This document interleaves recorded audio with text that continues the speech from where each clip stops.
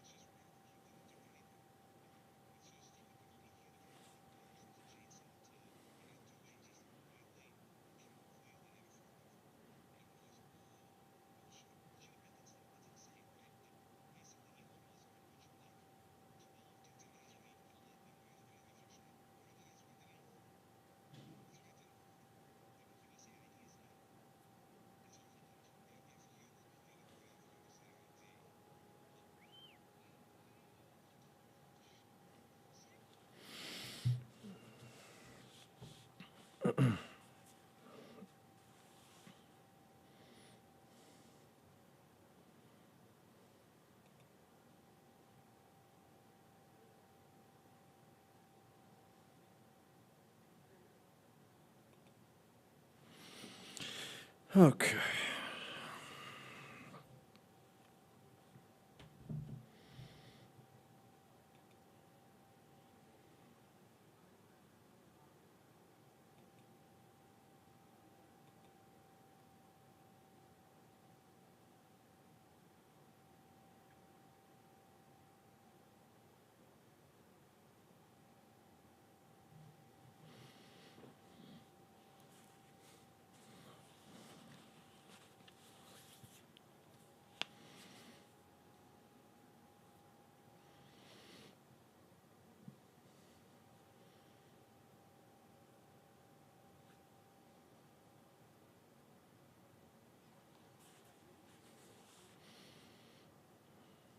Okay.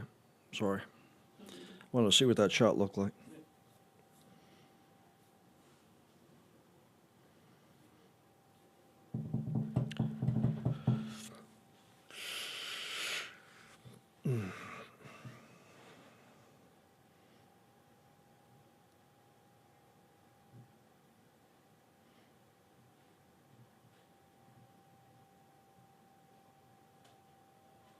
Anything?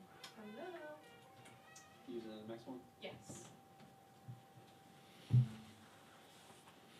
What's up? How are you? Good. You? You good?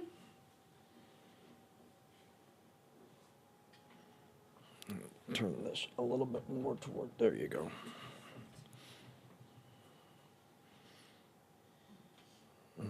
I guess I probably should have asked this like a while ago, but obviously like I'm looking at you. But if I were to look at a camera and like talk, am I looking at that one or that one? Look at the one over here. That one. Yeah. Perfect. I'm going to pop up the 2 shots sometimes, but as far as a camera to you, it's that one. Yeah.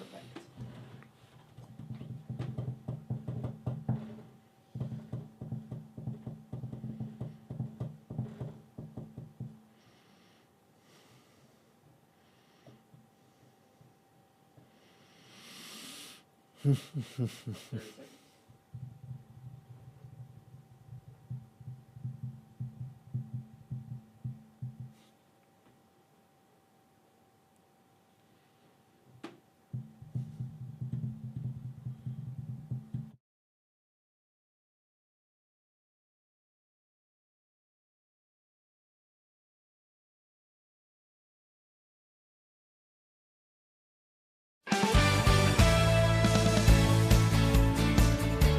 Hello, everyone, and happy Friday. I'm John Evans in the WECT Digital Studio. You know what? The AC works in here. Thank goodness, because I don't want to be outside right now if you have to work. Man, we're the first of 4 straight first alert weather days across southeastern North Carolina. And so we're calling it a first alert weather weekend as far as what we're watching on this Friday. We're not going to get a lot of relief for it either from now through Monday. Maybe a chance of rain. We're going to check in with meteorologist Grace Conaway in a moment to get that first alert forecast. The heat is not just happening here, it's happening all along the East Coast, and it is changing plans in major cities along the East Coast. We'll tell you what is canceled and what had to close for several hours today. It's a big holiday weekend at the beaches. That means traffic at our beaches. If you're planning on driving anywhere, Wilmington, Wrightsville Beach, Surf City, Topsail Island, Brunswick County beaches, please, please, please be patient. We're going to take a look at any trouble spots with Daniela Hankey in a moment. Southport is, it hosts a lot of events. Maybe many people might call it the center of North Carolina's Independence Day celebrations. Well, there's a town in North Carolina called Faith, where they say they're the most patriotic town in this state. So we're going to take a trip to Faith, where they say you got to have faith, North Carolina. And Straight No Chaser. No, we're not ordering drinks in the digital studio. That's the a cappella band that became a viral sensation 20 years ago. They're still touring, and they've had mega hits with major talent like Paul McCartney, Elton John, and they're coming to Wilmington next week. So we're going to hear from one of the founding members of Straight No Chaser coming up. But we're going to take you to Southport. Even if you can't get there this weekend, we're going to show you what it looks like right now as they get ready for a hoppin' weekend. The naturalization ceremony happened at noon today. That's where dozens of people became U.S. citizens. That's always a very emotional ceremony. The 4th of July festival for the state happens all weekend long, highlighted by the parade tomorrow morning starting at 11 o'clock. Gabe Ross and Randy Aldridge of WECT will be some of the hosts, along with Rachel Lewis Hilburn of WHQR Public Media. That's at 11. We're going to stream that parade on our website and our news app, by the way, if you don't feel like hitting the cement when it's close to 95 degrees tomorrow. You'd rather stay inside and watch it. Call it up on your laptop or your smart device or your desktop computer. We're going to stream it on our website and our news app. And we're actually going to have a recap of the highlights of the parade tomorrow night at 7 o'clock, an hour-long show recapping that entire parade. You can see it on WECT. But we're going to find out right now just how hot it's going to be down there in Southport tomorrow. Meteorologist Grace Conaway joining us.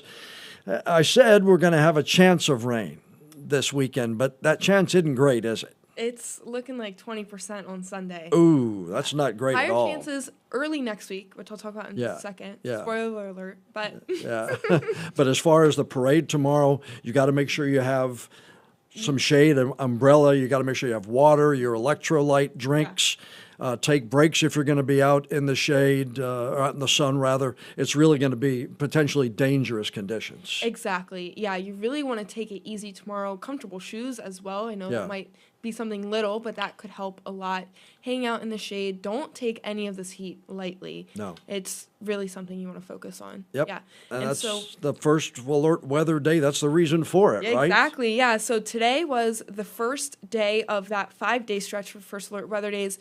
Not only do we have a sizzling holiday weekend, but we have a hot and stormy week in the early weeks next week. So most of this threat is coming in the afternoon when the sun has had lots of time to heat everything up.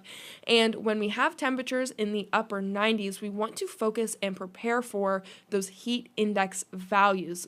Some places might feel as hot as maybe 110. So again, take it easy tomorrow. Drink lots of water, electrolytes, Gatorades, anything you can, because you really can never be too prepared.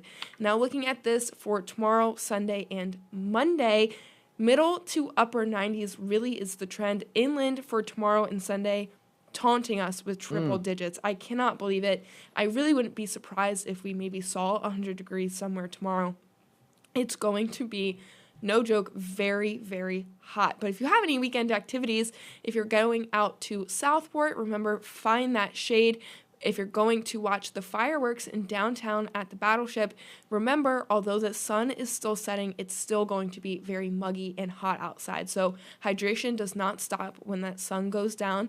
If you're heading out to the beach, not only is the air hot, but so is the sand. Pack an umbrella, jump in that water, any relief you can get from that heat. But if you're going out on the water, that's looking like your better chance for a break from that heat. We have warm breezes and low waves for tomorrow. But I want to remind everyone that we are still sitting in a very deep drought.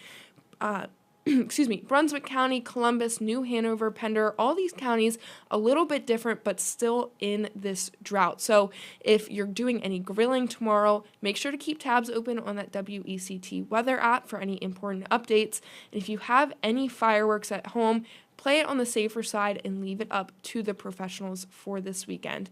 Now, this is the rainfall, pretty dry this afternoon, but going into Saturday, Sunday, still looking pretty dry, but by Monday, certainly by Tuesday and Wednesday, that's when higher rain chances move their way in. And now it's not a lot of rain, but it will give us a little bit of relief from that drought. And at this time of the year, we can take whatever we can get, that's for sure.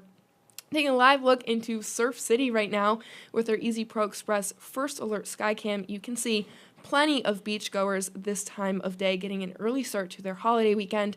Temperatures sitting in the upper 80s, but those feels like temperatures are almost 10 degrees warmer, and that's truly just going to be the trend all weekend long. Tonight, things cool off into the lower 70s, but mostly clear skies and sticky breezes. And by tomorrow, that sun is back out, dry skies as well. Temperatures sitting in the upper 90s. Feels like temperatures aiming around 102 for tomorrow. That 7-day forecast, you can see those 4 first alert weather days back to back. That extended day forecast is showing a slight cool off in the temperatures, but a higher chance of rain, especially on Wednesday.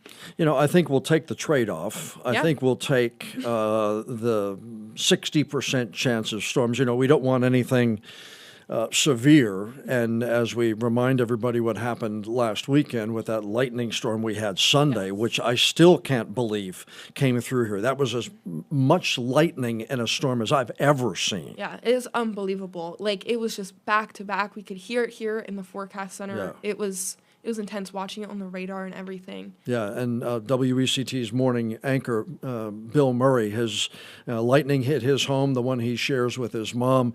It kind of smoldered for several hours, and then we've all seen the video that he sent in.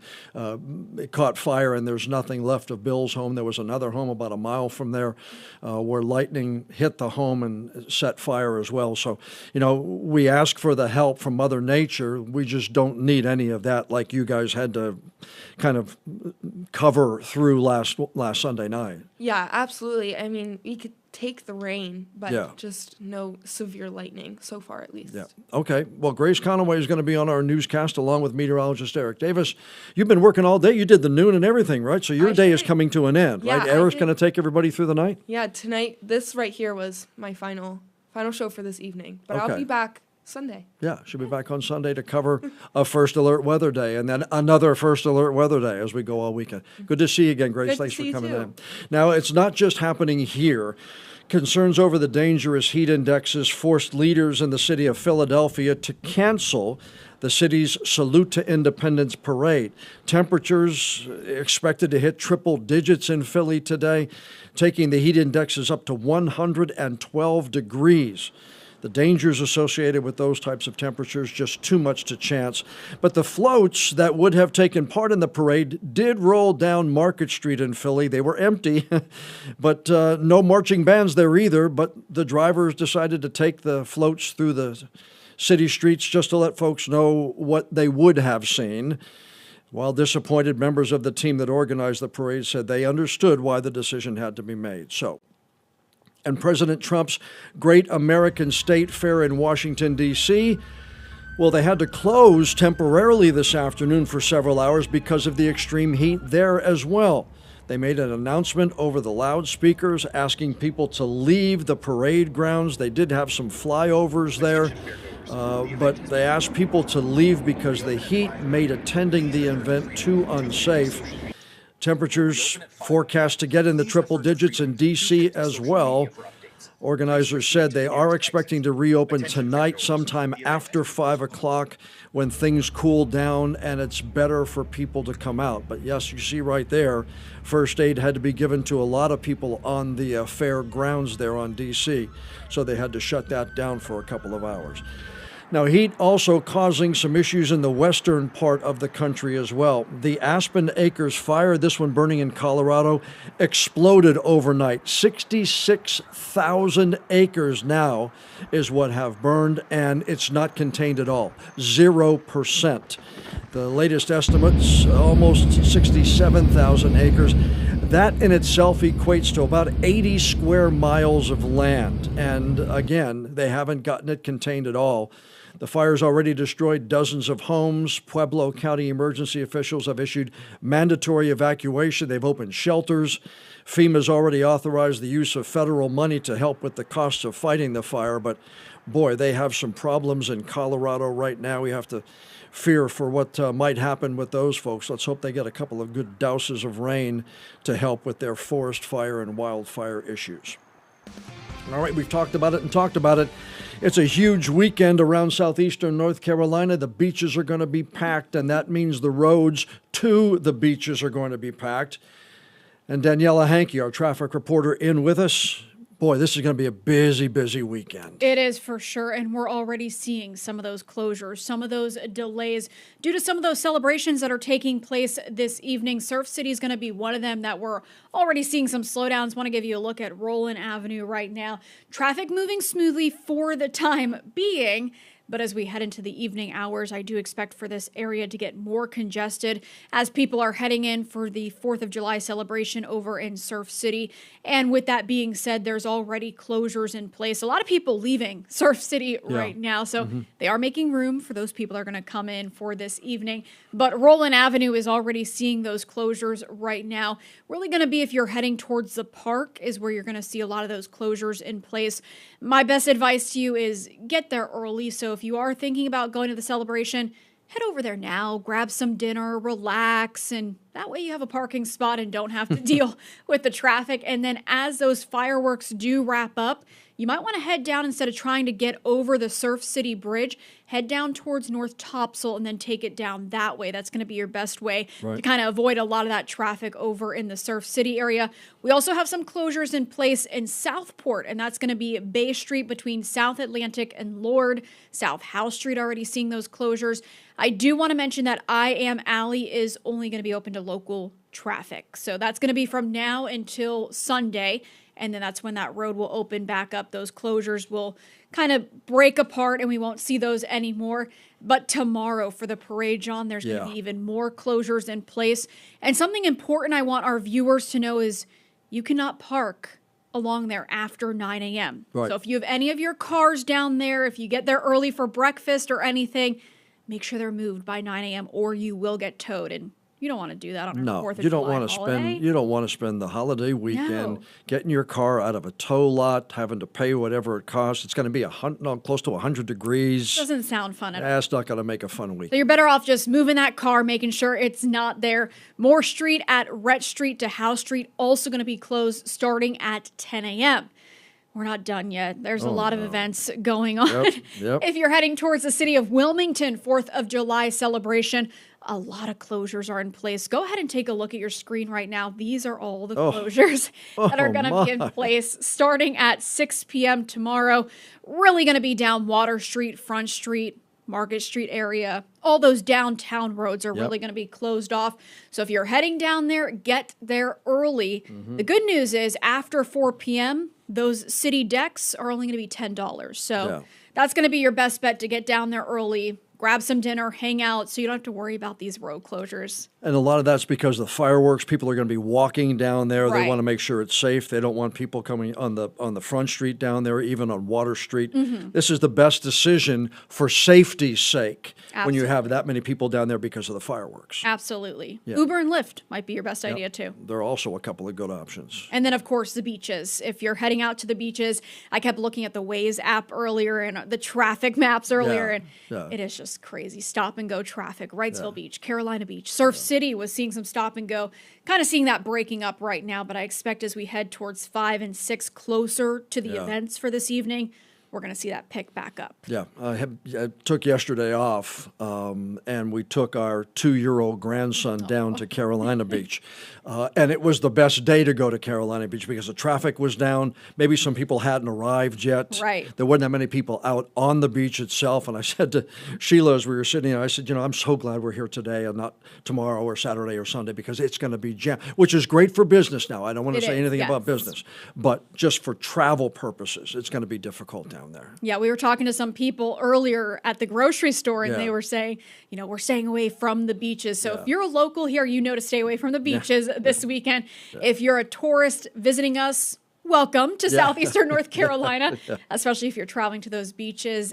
Add that extra time. Yep. All right, Daniela, appreciate it. We'll see you again at 5 o'clock. All right. Thank see you, then. ma'am. And Southport has a pretty good claim to being the center of North Carolina's 4th of July celebration. It does host the North Carolina 4th of July Festival and the parade that's happening tomorrow. Daniela just talked about it. We're going to be streaming the parade. If you don't want to battle all the road closures, we're going to stream the parade tomorrow at 11 o'clock live on our website and our news app.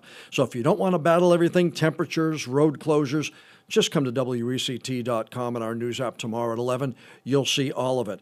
There is a town outside of Charlotte, though, that doesn't claim to be the home of North Carolina's Independence Day celebration, but it does claim to be the most patriotic town in the state. Daryl Green went to Faith, North Carolina to check it out. It doesn't take long to get through Faith, How fast does this thing go? It'll go 25. not even at a golf cart. Mayor Randall Barker, who was born here, puts a few dozen miles on his buggy every day this time of year. He makes hundreds of trips back and forth from his home a few blocks away, which we quickly found out is 4th of July Central. So this was, like I said, of course, the winds got to some of my banners. Putting together a party to celebrate the birth of the United States on this scale is no easy feat, even if you've been doing it for more than a century. It actually started in 1903. 1903? Yes, it did. And every year since, with a few pauses for things like world wars, this small town of about 800 has built a reputation as the most patriotic in North Carolina. Don't take their word for it. President of the United States, George Bush. Former President George Bush came here July 4th, 1992. Thank you all very much. Mayor, thank you. He played softball, even had a few snacks, as he called the town of Faith the heart of America. What did that mean for a sitting president to come here and call Faith the most patriotic city in North Carolina? Well, that meant a lot to us. And I was one of the lucky ones. I got to drive the car for his press secretary and his doctor. I thought his presence was requested in '92, but from what I understand, he had asked, I don't know if it's North Carolina governor or what, the most patriotic town in America or in North Carolina, and they told him Faith, so that's why he came to Faith. That's Kevin Caldwell, I'm the commander of Faith American Legion here, and I'm the chairman of the 4th of July Committee this year. a retired Marine. He keeps everyone on task. His mission goes beyond making sure the party goes off without a hitch. For more than a week, this hamlet is bathed in red, white, and blue, from the almost constant cookouts to the carnival rides, and culminating with the big parade on the 4th, Faith honors America in its own unique way. And for the people of Faith, this is more than just one big party. Members of civic groups put in hundreds of volunteer hours to make it all happen. It's the Faith American Legion, which we own all this property here, and not across the street, the Faith American Legion Auxiliary and the Faith Civitans. The Faith 4th of July brings in an estimated 20 to 30,000 visitors every year. It brings in an estimated $40,000. And every penny is given to charities all across the state. But the people here aren't just celebrating the birth of a nation. You know, it's a lot of passion. Coble says their real focus is on American military veterans. Our veterans are who we honor. That's what we do. It's for the veterans. You know, they sacrificed a lot for us. And gosh, I can't thank them enough. It's a sense of pride. And that's what we're so happy about, is being able to continue what they started back so long ago. Faith, North Carolina, outside of Charlotte. If you ever get a chance, stop by. We don't know if many of you might remember this, but a while back, there was a video that went viral of a group of singers doing its rendition of the 12 Days of Christmas. It introduced the world to a group called Straight No Chaser. The group has gone on tour ever since then. They've had hits. They've performed with major players like Paul McCartney and Sir Elton John among them. And Straight No Chaser is going to bring its tour to Wilmington next Saturday night. And I had the chance to talk with one of the founding members of Straight No Chaser.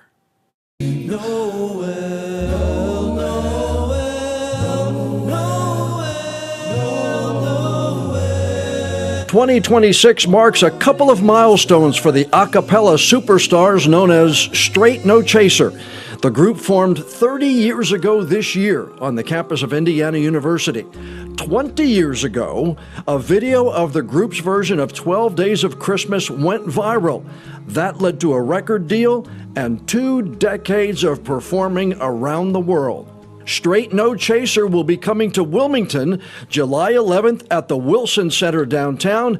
And Steve Morgan, one of the founding members of Straight No Chaser, is joining us. Steve, appreciate your time today. Thanks for being with us. Thanks for having me on. Is it hard to believe how much has happened with this group that you started 30 years ago? Absolutely. You know, we started out just to make this a legacy group, but the rest of this, us being a professional group, it's something we never dreamed of. I call it a very happy accident that our YouTube video went viral, and here we are 18 years later touring the country and the world. Now, Randy Stein posted one of your original videos on YouTube on 2006.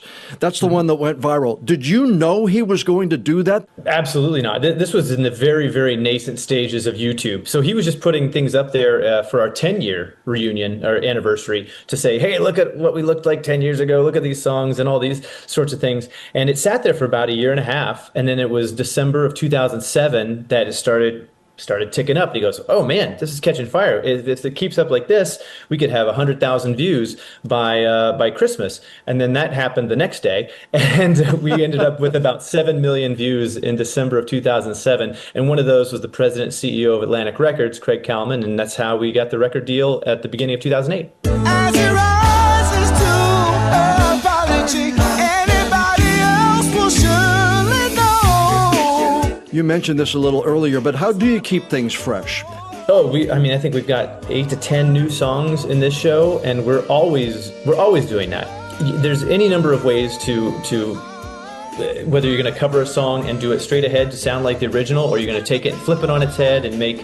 We've got one that we do at the end of our show right now this summer, a very unique version of The Boys of Summer that I'm sure you've never heard it like this, and people are loving it. They're going crazy. So it's just it's a way we reinvent our show each and every tour, not even every year. We want to make sure every time you see us, it's a totally different event. There are not many tickets left to see Straight No Chaser in Wilmington, July 11th at the Wilson Center downtown. I'll put the link where you can check on tickets inside the story on the WECT News app. And one thing I want fans to know, July 11th when they're in Wilmington, that is Steve Morgan's birthday. So prepare to sing happy birthday to Steve Morgan when you go to see Straight No Chaser in Wilmington.